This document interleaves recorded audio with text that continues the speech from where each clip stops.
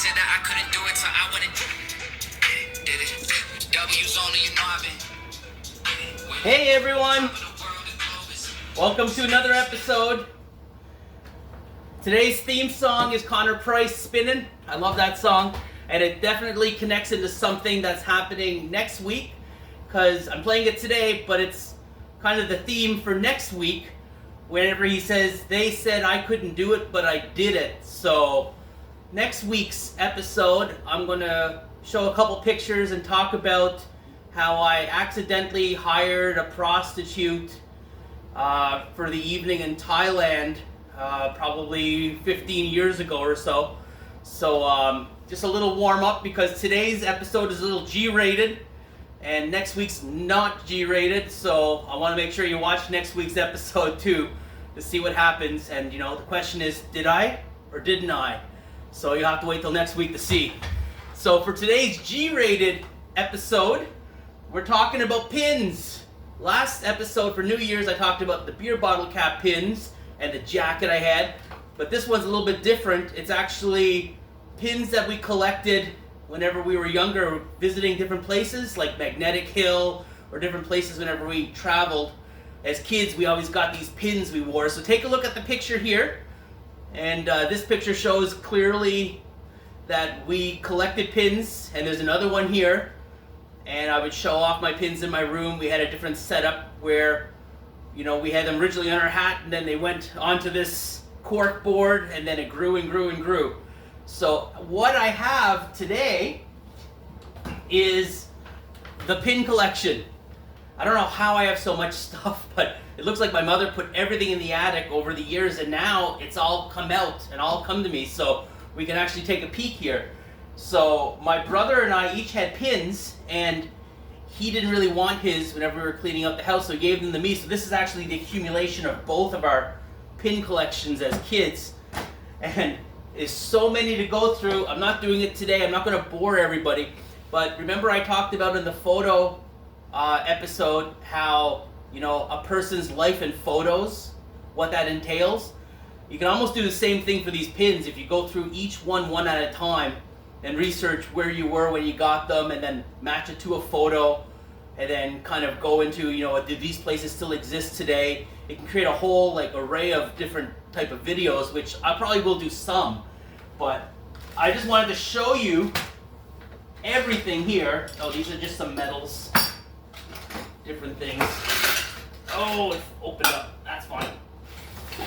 So I'll show you a picture just for now, and there's so many pins here, and I'm just going to dump it all out.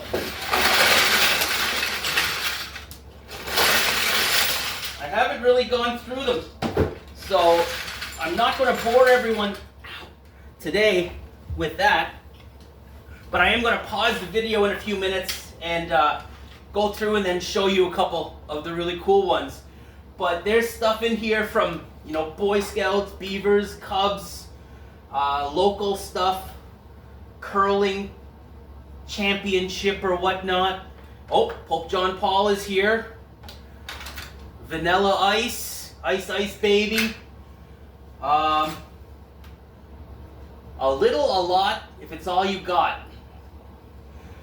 There's so many here, so I just wanted to show you the pile, and I'm going to go through them here. So I'm going to pause this for a little while, go through some of them, and then I'm going to show you kind of the key ones that I've seen here today. There's actually so many different types of pins. I kind of separated it in different ways. So if you take a look at some of them here, these are like local politics, I believe, from the area where we're born. We have some wood ones, curling events, things from Bathurst, the golf course, Shippagan, New Brunswick, all different original wood pins. Some from Disneyland, Epcot Center, SeaWorld, all these different ones that we used to get as kids whenever we visited places like that. These are kind of fun. This is a little mix of everything. E.T., Michael Jackson. If you look at the Michael Jackson one, it says Dale loves Michael Jackson. Okay, Twisted Sister, E.T., Vanilla Ice, Return of the Jedi, Ben and Jerry's, all these really cool pins. I love my 64. It must be Commodore 64. These are just more different ones. I used to work at McDonald's, so it's here, McLobster Sandwich. I love the Baseball Hall of Fame. We went there also. Mount Washington. Bunch more from PEI. Some more from Bathurst. Some Bathurst Coin Club. I used to be in the Coin Club. Some Sussex, Moncton Elementary School. Some Sports One, my favorite sports teams. Boston Celtics 1986 World Champions. So there's a whole bunch of just different types of pins that were just really interesting at the time. There's only two other things I wanted to talk about in this video. And one was I met another friend yesterday who came over to the house. And we haven't really talked deeply for like 20 years. So it's another great experience. And what I'm doing with a group of friends, there's 5 of us all together. I have an old photo of us, and there's 5 of us here sitting down, all with white shirts, ready to go to some event. And this photo is probably taken in 1997. And what I did was I printed off 5 copies of this photo, and we're each going to sign 5 copies. So I signed mine, he signed his, I still need 3 more people. And after I get the 5 signatures, I'm going to actually frame it and then give it back to these guys. So it's kind of a little side project I have going. Last thing is the numbers. We talked about the numbers every week. I said I'll give you a little update on the numbers. So I have the numbers here, and I'm going to pop up the project by the numbers for you. So take a look at the numbers here. So we start with the weight. Beautiful. Unbelievable. Starting weight, 338.4 pounds. Current weight, 338.6 pounds. Gained 0.2 pounds. But if you look at the date, it was from before Christmas to after New Year's, so that's actually not so bad if you look at it, because I didn't really do much other than just spend time with family and eat and New Year's drink. So really not so bad. But this is going to have to start to change soon. Number of people I attempted to contact.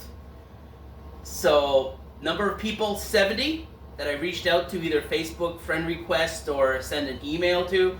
31 people responded, which is a 44% success rate, hit rate on that. Number of people I met in person since I started the project, 2. I met my buddy last weekend, and then I met another friend yesterday. So it was pretty neat to meet these people. As for the photos, the road to 3,000, where I think I'm going to find 3,000 photos of myself, either individually or in groups. Solo photos, 163. Total group photos, 976. For a grand total of 1,139. So as of now, I have about a third of what I think exist photos of myself. And underneath the school photo in front of our high school, road to 200. This is actually how many photos I hope to get from friends that send them in. And as of now, I have 61 photos that 3 different friends sent. And I have 1 or 2 other friends that said they're going to send me some stuff. So that's going to be awesome whenever I finally get more photos. And these are really neat because we're going through and I'm like, oh my, I can't remember we actually attended this event, or there's some of like different places that I didn't know a photo existed, kind of like the beer bottle cap jacket. There's a photo of an old camp that we used to party at that was built years ago, and I didn't know that photo existed, and we actually have one. I'm going to share that probably in a couple weeks on a different video. And then I have some observations that I have here of things that I noticed while going through the photos and the emails and different things. And so it says, so far, as I went through the Japanese photo albums, there's not many of me because I did a lot of these trips by myself. So it's a lot of pictures of castles, temples, shrines, or different things that I went to. But there's actually no pictures of me because I was by myself for a lot of these trips. So that's the first thing I noticed. There's a jump in photographs in 1995 and 2000 because there was high school graduation and university graduation. So as I thought, there was going to be a lot more of those.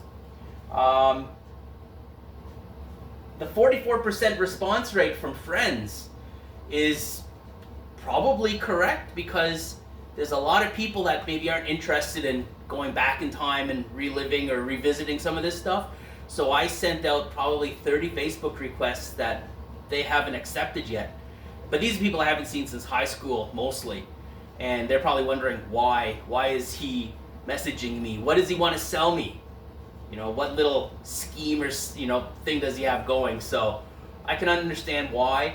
But I sent people the link, and I don't think people are clicking on the link because they think it's a scam. So if you're watching this and you didn't click on the link that I sent you in a Facebook post, or you're wondering if this is a scam, if you got a Facebook request from me, it's the real deal. So please, like, hit that and then contact me, because I'm sure you have some interesting things I can add to the project. What else did I have here?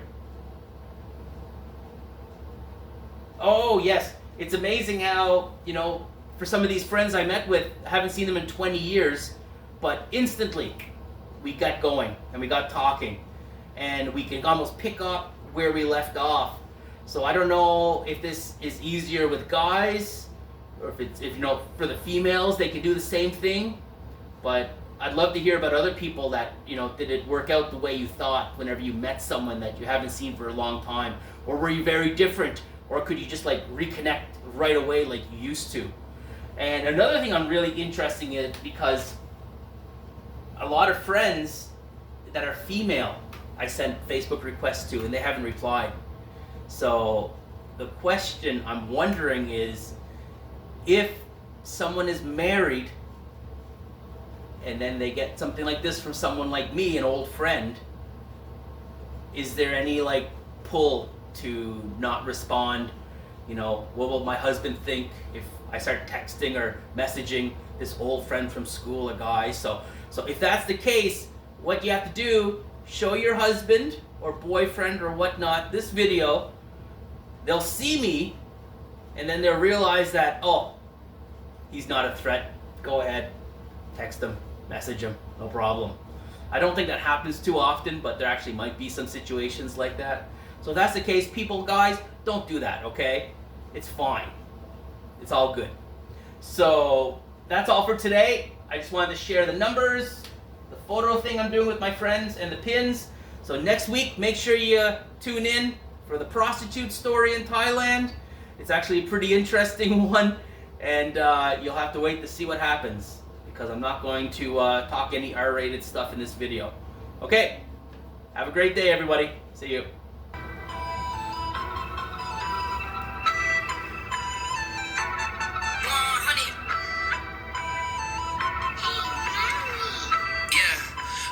They said that I couldn't do it, so I went and did it. W's only, you know I've been